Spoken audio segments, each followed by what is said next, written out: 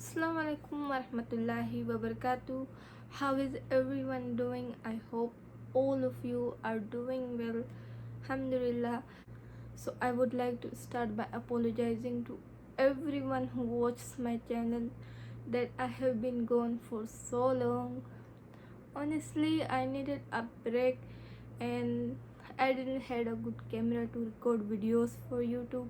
But in Ramadan, I really prayed for a new phone, and subhanallah, Allah subhanahu wa ta'ala blessed me with much more than a new phone. Alhamdulillah.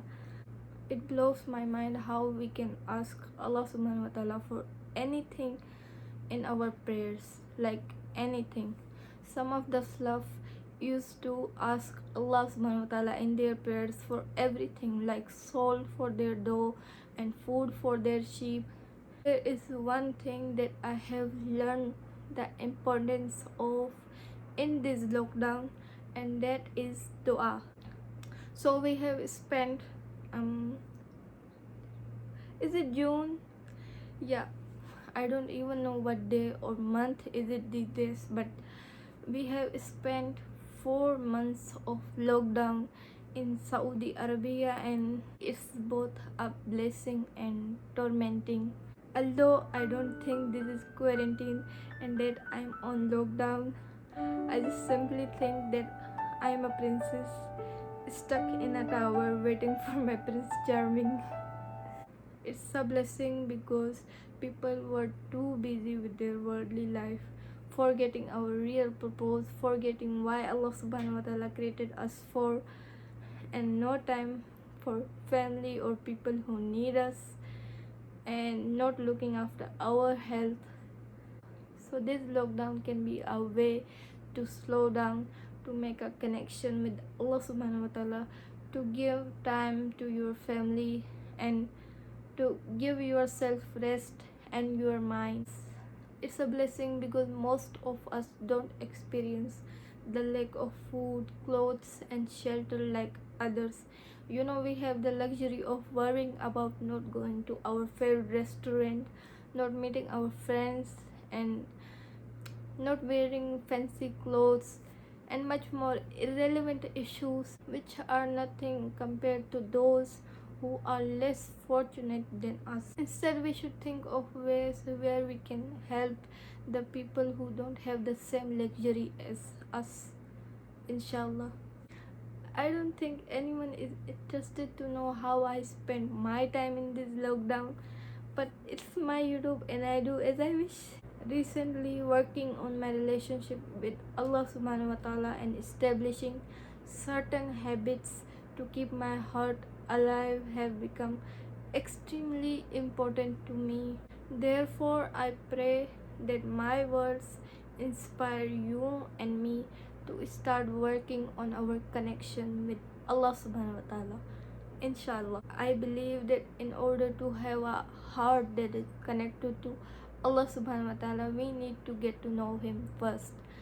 And one of the ways to get to know Him is through Quran. Make it a daily habit to read a portion of the Quran. Make dua to Allah subhanahu wa ta'ala is the way we talk to Him. Another thing that I have been doing most in this lockdown, and that is writing. Writing has helped me cope with life in so many ways. There are often times when the right people are not available and they can't give us time, but you also can't say it loud to anyone else, but you also can't keep it inside and suffocate yourself.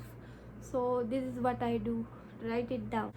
Writing somehow helps to face situations, and you also come out with better solutions for your problems. It can also be a better companion one can share their feelings with. What's really saddening and torturing about this lockdown, and that is closing of the two holy massages.